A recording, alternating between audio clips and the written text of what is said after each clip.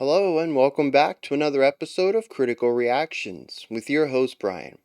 It's Monday, means it's a new week, means we get a new theme. We're going to be checking out indie rock this week. I'm kind of excited for this. Indie rock is a pretty large group of, a pretty large genre, covers a lot of things, and I've always been kind of interested in any time we get indie rock on the channel, so I'm here for this today. We're going to be looking at My Bloody Valentine, which I think we've had on the channel before. Uh, Not exactly my first thought with indie rock. For some reason, my first thought for them is shoegaze, or maybe some sort of poppy version of shoegaze. I might be wrong on that. But let's dive into this and see what's going on with the track When You Sleep.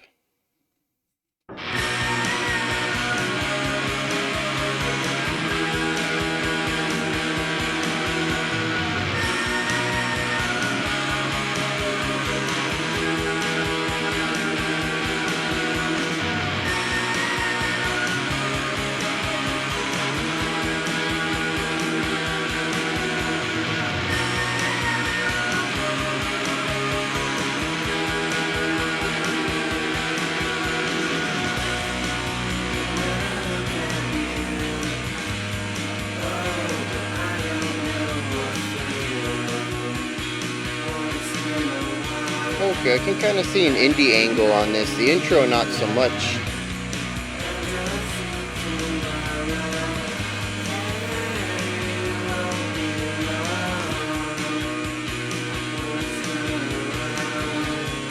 I'm digging those vocal harmonies, though.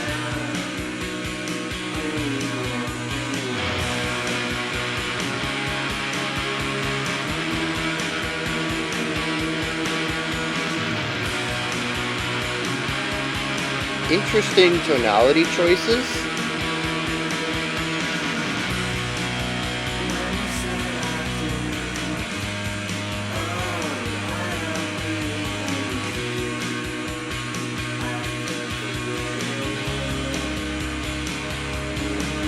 It's interesting, there's two guitar lines going on here. One is constant eighth notes and the other one is rhythmically syncopated.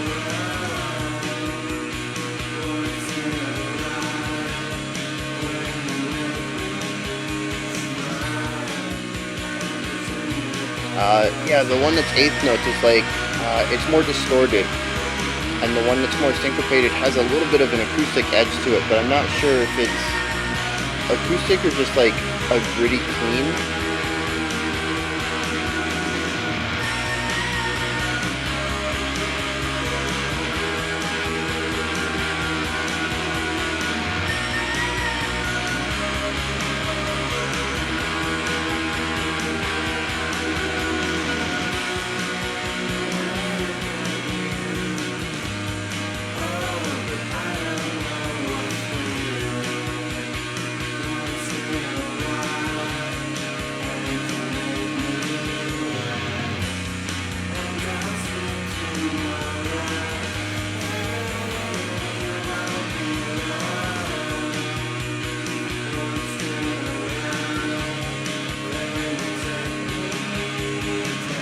No, it's not acoustic. Interestingly, the drums continue to play the same pattern here as in the verse.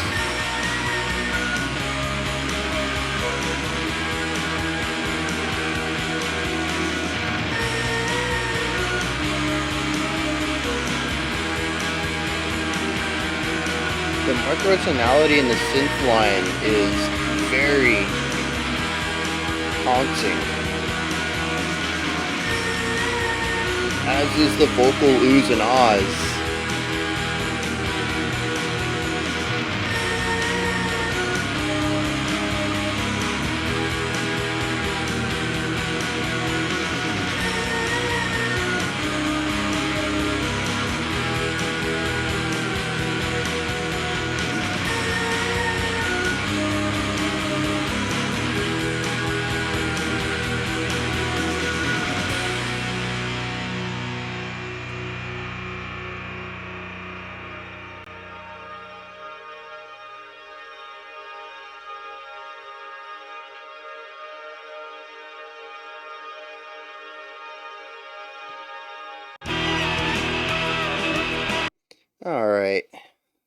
goes into the next track then.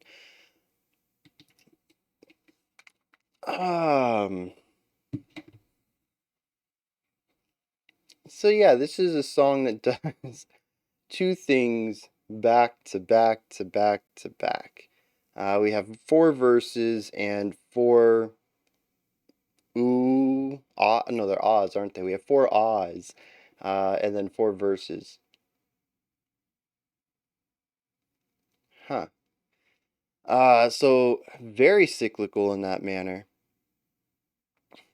And I felt like I was led astray, because the I don't, description, I suppose, that Apple gives this, it says it was mixed in a certain way so your mind can easily focus on differences. And I initially took that to mean that it was clearly produced or mixed so that I could hear the different things going on, but that's not true. So now I'm trying to figure out what it means to easily focus on differences. Because at least to me, this is shoegaze, which kind of moves into that sort of post-rock vibe of wall of sounds, every voice coming together into a singular entity, rather than separately existing within themselves to be heard against the things that are around them. This is the description made me think that My Bloody Valentine was going to try something new here, and this just sounds like exactly what I was expecting from them. So led astray a bit on that. I'm still not 100% certain on indie rock. The verse feels indie rock. The rest feels shoegaze or bubblegum shoegaze or whatever the pop gaze. I don't know what the pop version of shoegaze is, but that's where I'm going here. Interesting way to start the week. Much like last week, it's not anything of what I was expecting, but let's dig into it nonetheless. Also, hit me up in the comments. Let me know if you interpret this as indie rock, if the larger rock community interprets this as indie rock. Maybe I'm just hearing the wrong things in it. Maybe everybody thinks it's indie rock but me. Let me know where this sits. The first thing we got to talk about is the verse, I guess. We have a distorted guitar, constant eighth notes. Then we have a clean electric, possibly having a little bit of grit to it. Definitely not an acoustic though. And it's doing the same eighth note idea, but sometimes it holds notes. So we get a rhythmic pattern like dun da dun da da da da dun da dun. So it's still filled with these eighth note hits, but it provides accents where the constant eighth notes is sort of just background foundation. It kind of feels like what black metal does with its 16th note playing and heavy grit with no accents. It just kind of becomes the white noise behind the music or behind the vocals or the drums. And that's kind of what I'm feeling our electric guitar is doing. I mean, our overdriven electric guitar, while our clean electric guitar is kind of providing more of a typical indie rock, chord-based riffage. Our drums sit in a pocket for every bit of this track. It's hi-hat based eighth notes with alternating bass and snare hits that provide a bit of a rhythmic groove to it. It's not constant back and forth. There is a bit of a rhythm that follows what our cleaner electric guitar is doing. I couldn't hear a bass at all in here. I'm going to assume it was either doing the straight eighth notes like our overdriven guitar or following with the bass kick pattern of the drums. That would be the easiest way to hide it this way. And what's interesting is I don't think any of the instruments are changing from our verse to our vocal ah section. The drums for sure not. The bass couldn't hear, so I couldn't tell you. We definitely have a continuing of that eighth note hit on our electric guitar, our distorted guitar, but the clean electric, I'm not sure. Our ah section brings in a synthesizer which takes over lead melody line from our. Actually, I forgot to talk about this. We do have two vocals in our verse harmonizing on the same line. That's our lead melody. We pass the lead melody spot to the synthesizer in the ah section, where our vocals get pushed out to the side and just do vocalizations. Ah, just a lot of utilizing that vowel shape and singing notes. Um, the synthesizer and the vocalized ahs contrast so harshly with each other. Where the verse is mostly consonant, there is aggression and stress from our distorted guitar, just sonically, the quality of it, especially rubbing against our clean electric. The music, the notes that are chosen are consonant, they sound well together. But when we get to this section, the ahs from our vocals and the microtonality of our synthesizer contrast heavily, and we get these very tense dissonant moments at the end of every 4-bar phrase. And that's the whole song. And I don't think I have anything more to say on this track at all. The production is compressed. Everything starts to bleed together a little bit. I had to try really hard to hear as much as I did, and there may be things I missed. I certainly missed the bass. Couldn't find it at all. Maybe there's some things I wasn't looking for that existed as well. Maybe the synthesizer was doing something during the verse that I didn't pick up. But it's a mix between this consonant, sort of upbeat pop rock kind of vibe in our verse, and then this very eerie, haunting creepiness in our post verse. I don't even know what to call it. I don't want to keep calling it the ah section. And that's the whole song. What does it mean? I don't know. The song's called When You Sleep. Maybe it's a little bit of uh the cuteness of it versus also the creepiness. Maybe it's the difference between someone, your partner watching you sleep, which is kind of adorable, and a stalker watching you sleep, which is very creepy. I don't know where they're going with on this, but they're definitely balancing a type of uh, haunting sound with something a bit more uh, poppy and energetic, but not leaning completely into that. Our distorted guitar in our verse does not let that section be completely positive. I guess we're gonna dive into the lyrics, cause there's just nothing else to say about the track. At least from my first listen. Maybe on a second listen it makes more sense to me. Verse 1, verse 2, verse 3. So that's it. I counted 4 repetitions, but maybe I just missed something. Interestingly, each of these verses, it puts a name after it. I'm assuming a singer. We got a personnel list here. Kevin Shields. But I hear a second vocal here. It sounds female to me, so I'm going to guess it's our bassist, Debbie Googe. But she's not listed as providing vocals here, so not really sure. Anyways, we have When I Look at You, oh, but I don't know what's real. Once in a while, and you make me laugh, and I'll sleep tomorrow, and it'll be long. Once in a while, then you take me down when you walk away.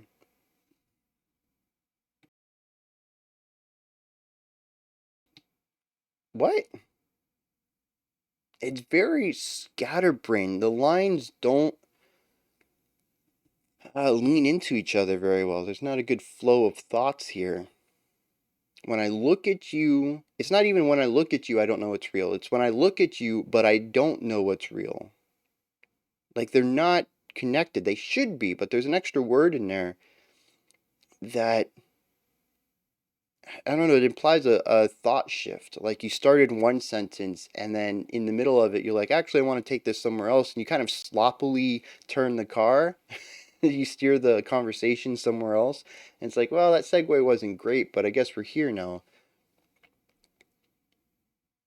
I don't know it's real. Say, I don't know if it's I don't know it's real once in a while, or if the once in a while is isolated, or if it's once in a while you make me laugh, but then we also have that conjunction in there. Once in a while and you make me laugh. Um,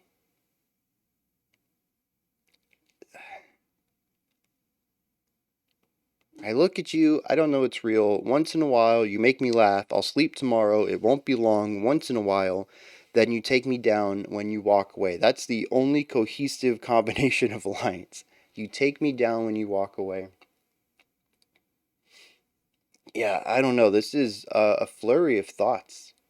Somehow loosely interconnected where I can kind of see a blurry picture, but I have no idea what it's trying to draw. I can't see the end result at all. Verse 2 follows in a very similar pattern. When you say, I do, oh, but I don't believe you. But I don't believe in you. I can't forget it.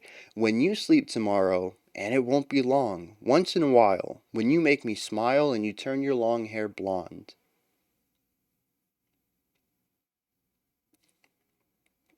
And our final one, oh, it's the same as our first one. So there's two verses in here. Oh, man. I got nothing. And just like the last time we checked out this band, I feel so. Either I'm under equipped to speak about it, or they're just leaning so heavily into simplification that I'm thinking too much about it. It's not a bad song by any means. It's catchy, it's got a nice jam to it, and I like my fair share of simple songs. I've said this before. My introduction to a lot of rock was radio rock. I still have a big place in my heart for simple, catchy music. I love pop tracks. This just it's this odd combination of like it's simple musically, but it's complex sonically. And I don't want to dismiss that complexity. There is something here that is beyond the simple ideas that show up on the paper, the lyrics, the notes on the sheet music or the tablature. Um, those are simple, but what's created through all of the pedals and sounds and the combinations of ideas they've got going on is not simple, but I just don't have the language to speak on it.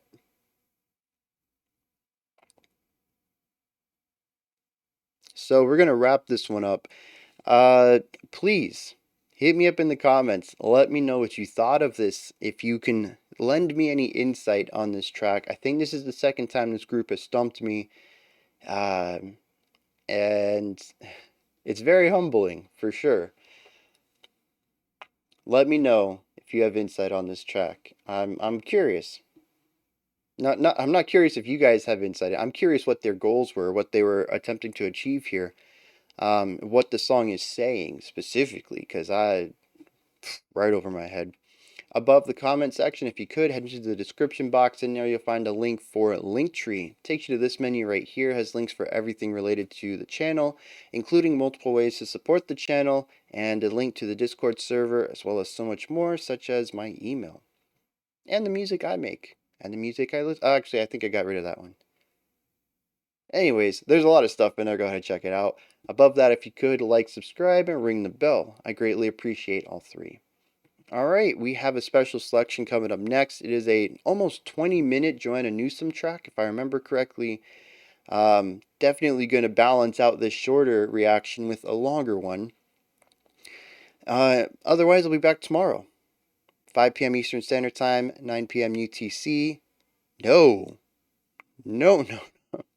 5 p.m. Eastern Standard Time, 10 p.m. UTC. I think that's accurate. I gotta double check that. But we did just have our we got back onto not daylight saving time, standard time. That's what it is, Eastern Standard Time. So yeah, I think that's what it is. 5 p.m. EST, 10 p.m. UTC now. Until next time, remember to be critical, not cynical, of the music you listen to, and have a have a critical day. Have a fantastic morning, afternoon, or evening whenever you choose to watch my videos.